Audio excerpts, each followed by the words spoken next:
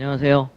이번에 그 감정평가사 객관식 문제풀이를 맡게 된 송민이라고 합니다. 만나서 반갑습니다.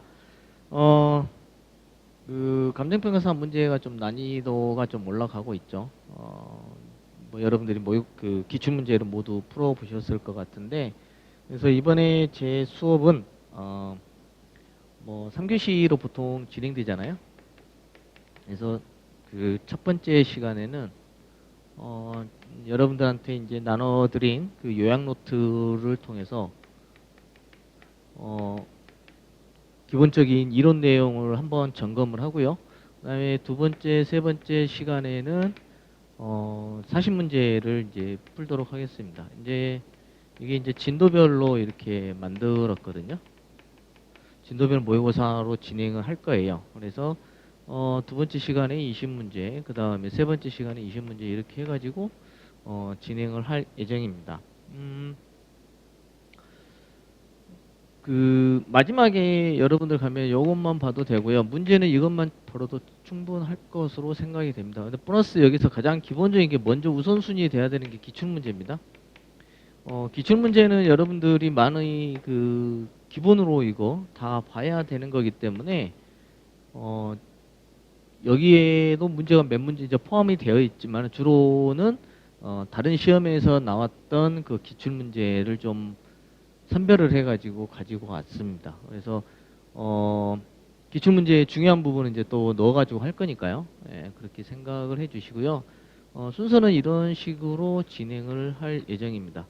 그래서 여러분들이 요 기출문제 프리즘은 그 시중에 있는 모의고사 문제, 시중에 이제 기출문제집이 있잖아요. 그거 하나 사가지고 보시고 제 거 이렇게 그 모의고사 같이 보신다고 하면은 더 이상 문제 풀 필요는 없지 않을까 이렇게 생각이 듭니다. 그래서 진행을 이제 이대로 이렇게 진행을 할 거라는 거 미리 말씀을 드리고요.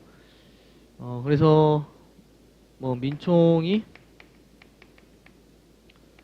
8회, 그 다음에 물권이 8회 이렇게 진행을 할 예정이니까요. 예. 우리가 이제 시험에서도 각각 20문제씩 나오고 있잖아요. 그래서 이렇게 진행을 하겠습니다. 그렇게 보시고 혹시라도 궁금한 사항 있으시면은 게시판에 남겨주시면 제가 성실히 답변을 해드리고요. 예. 그러면은 바로 그 진도 한번 나가보도록 하겠습니다. 첫 번째 페이지를 보시면 법원이 나옵니다. 여기 있는 법원에서는 문제 틀리면 안 됩니다. 사실은 앞에 이제 우리가 봐야 될 법원과 신해칙 뭐 이런 부분 첫 시간에 하는 것은 틀리면 안 돼요. 문제가 조금 난이도가 완전 낮은 것도 있기는 하지만은 문제를 좀 정확하게 보기 위해서 이제 한 거기 때문에 그거 좀 이해를 해주시고, 근데 첫 번째 시간에 하는 거는 그거 틀리면 큰일 납니다. 이거는. 예. 여러분들이 민총은 또 잘 맞아요. 물권에서 이제 많이 헤매고 그러시는데 어찌됐든 민총은 틀리면 안 돼요. 민총은 틀리면 안 됩니다. 자, 먼저 법원을 보시면 민법 제1조에 나와 있습니다. 법률이 없으면 관습법에 의하고 관습법이 없으면 조리에 의한다 라고 되어 있어요. 그래서 법률이 있고 이게 만약에 없다라고 한다면은 관습법이 적용이 되는 것이고요. 그 다음에 이게 만약에 없다 라고 한다면 이때는 조리에서 간다. 그래서 이 관습법을 법률이 없으면 이랬기 때문에 여루적 보충적 성격을 띠고 있습니다. 다시 얘기해서 무슨 얘기예요? 법률이 있으면 관습법 적용이 안 됩니다. 예.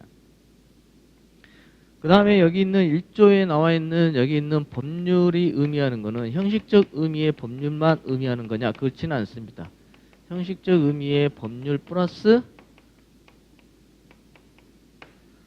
명령규칙이 포함이 됩니다. 명령규칙이 포함된다는 것은 기본적으로 민사에 관한 것이라는 거. 요 단어를 꼭 좀 기억을 해주세요. 요 민사에 관한 거라는 거.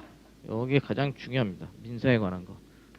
요게 이제 시험이 제일 잘 나와요. 그래서 여러분들 보실 때 명령이나 규칙, 뭐 대법원 규칙, 뭐 공탁에 관한 거라든지 이런 거 보셨을 때 민사에 관한 거라면 반드시 여기에 포함이 됩니다. 이제 우리가 여기서 비교해야 될 게 뭐가 있어요? 185조에서 물권법에서 나오는 물권 법정주의가 나옵니다. 여기에서는 법률하고 관습법만 되어 있는 거죠. 그렇죠? 여기에서 말하는 법률은 형식적 의미의 법률을 갖다가 얘기를 하는 겁니다. 그래서 국회가 제정한 그 법률을 의미하는 거기 때문에 여기 있는 명령 규칙이 포함이 안 돼요. 여기 이제 우리가 시험에서 좀 잘 나오는 영역입니다. 그래서 여기 좀 보시고, 그래서 1조의 법률을 보시면은 민사에 관한 특별법, 가담법, 주택임대차 보호법, 부동산 등기법, 공타법, 명령, 긴급명령, 긴급재정명령, 그 다음에 대법원 규칙, 자치법규, 그 다음에 조약, 조약하고 국제법규도 민사에 관한 것일 경우에는 이제 법원이 된다라는 겁니다. 그래서 참고에 나와 있는 물권법정주의, 이거 강행 규정이라는 것까지 같이 이렇게 정리를 해서 보시면 되겠습니다. 그 다음에 3번이 우리 간평에서 한번 나왔던 기출 지문인데요. 기본적으로 조약은 우리 헌법에서 국내법과 동일한 효력이 있다라고 되어 있습니다. 그래서 국내법과 조약은 동일한 효력이 있는데 이게 이제 국제법으로 적용되기 때문에 이렇게 하고 있습니다. 조금 조약이 우위에 있다 이렇게 하고 있죠. 그래서 보시면 3번에 우리나라가 가입한 국제조약은 일반적으로 민법이나 상법 또는 국제사법보다 우선 적용된다. 다만 여기에 대해서는 우선 엄격하게 적용된다. 엄격하게 적용된다라는 겁니다.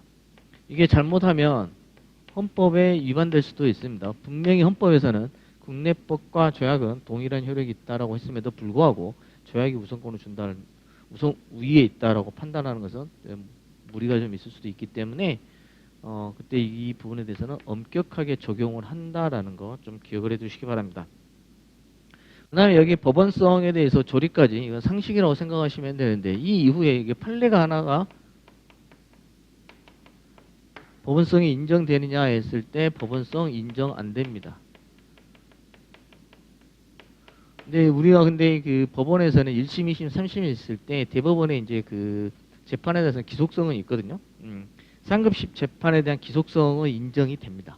예, 그런 부분과 법원성과는 조금 다르죠. 그래서 그 판례에 대한 기속성이 인정된다라는 것 정도만 좀 체크하시면 되겠습니다. 자, 그 다음에 우리가 봐야 될 것은 여기 있는 관습법입니다. 관습법. 그래서 이 관습법은 요건 그리고 판례 이렇게 좀 보시면 되겠습니다. 그래서 이 관습법을 보시면 반복된 관행,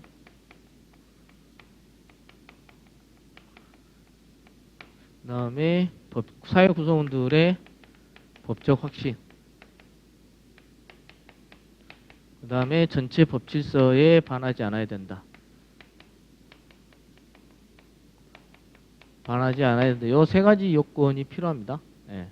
여기 이제 관습법과 비교되는 거는 사실인 관습이라고 이제 106조에 나와 있죠. 그건 이제 우리가 이 관습법 같은 경우에는 법칙으로서 적용이 되는데 그 사실인 관습 같은 경우는 법률행위 해석에 이제 제한된다는 거. 그래서 적용 범위가 다른다는 거. 그거까지 좀 정리를 하시면 되겠습니다. 그래서 관습법 법칙으로서 효력이 있다라는 거. 요거 하나 꼭 좀 기억을 해두시고 앞서 말씀드린 것처럼 사실은 관습은 법률행위 해석 기준이 된다. 그 정도만 보시면 됩니다. 판례가 이제 종중사건이 있습니다. 종중사건. 이 종중사건 같은 경우는 뭐예요? 예전에 그 성년인 남자 종원이라고 하는 부분이 종원이라는 것은 종중의 구성원을 얘기하는 겁니다. 여기에서 원래는 성년인 남자예요. 남자. 성년인 남자만 이 종원이 됐었는데 여성들이 이제 반발을 해가지고 이제 소송을 제기해서 성년자로 이게 바뀌게 된 거죠. 성년자로 바뀌었다는 의미는 뭐예요? 여기 있는 종원에 여성이 포함된 겁니다. 판례입니다. 거기에서 나왔던 내용 중에 하나가 이게 전체 법질서에 반한다. 성년인 남자만 하는 거. 그래서 이 관습법이 이제 폐지가 된 거죠.